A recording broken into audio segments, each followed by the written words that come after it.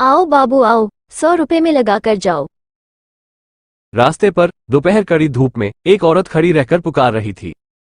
आओ बाबू आओ, 100 रुपए में लगा कर जाओ।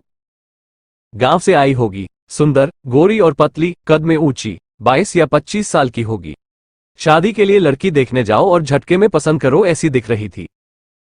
मैंने झट से गाड़ी रोकी। एक बड़े पेड़ के नीचे वो खड़ी थी। गाड़ी रुकते ही उसकी सुंदरता और भी बढ़ गई। हाईवे पर जो गर्मी थी, गर्मी से हुई थकान, गर्मी से लगी हुई प्यास, उसकी सुंदरता देख मैं भूल गया। मैं पेड़ की छाव में नहीं तो उसकी प्यार की छाव में आ गया था। नहाई नहीं थी, बाल बिखरे हुए थे, उसके चेहरे पर कोई मेकअप नहीं था, उसका चेहरा पसीने से भीगा था, मगर सुंदरता चेहरे से टपक रही थी। उसकी एक अलग ही मुस्कुराहट थी, अलग हिंदी का लहजा था, उसकी आवाज मधुर थी। आई लव यू बोलकर यही प्यार की कहानी शुरू करूं और उससे शादी करने के लिए उसका हाथ मांगूं, ऐसा मुझे लगा। लेकिन उसके गले पर मेरी नजर गई। गले में मंगलसूत्र देखकर थोड़ा बुरा लगा। किस्मत खराब निकली, ये तो पहले से किसी और की जीवन साथी है। खुद ही आगे आई और उसने दोहराया, आओ बाबू आओ, 100 रुपए में लगा कर जाओ। 100 रुपया कौन सी बड़ी बात है, 100 रुपया तो यूं ही खर्च हो जाता है, 100 करोड़ भी तेरे आगे कुछ नहीं। कड़ी धूप में गाड़ी चलाकर आंखें जल रही थी। आंखों को ठंडक मिले, कचरा ना जाए और एक्सीडेंट से बचे, इसलिए मैंने उससे 100 रुपए का चश्मा खरीद लिया।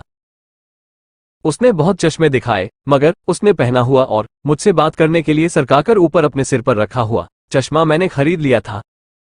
उसे देखकर मेरे मन में मैं गाना गा रहा था, गोरे गोरे मुखड़े पे काला काला चश्मा।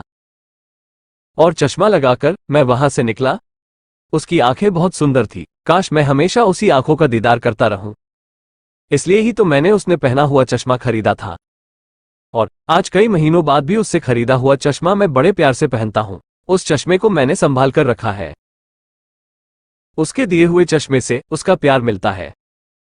वो आज भी मेरी आंखों की देखभाल कर रही है, ऐसा मुझे महसूस होता है। उस चश्मे से मुझे ये दुनिया और भी प्यारी लगती है, मानो चश्मे से उसकी आंखों में मैं देख रहा हूं। मैं कई बार उस रास्ते से गया, मगर वो नहीं दिखी। ऐसे लोगों का एक ठिकाना नहीं होता। मेरी मनोकामना है कि वो जहां कहीं हो, खुश रहे।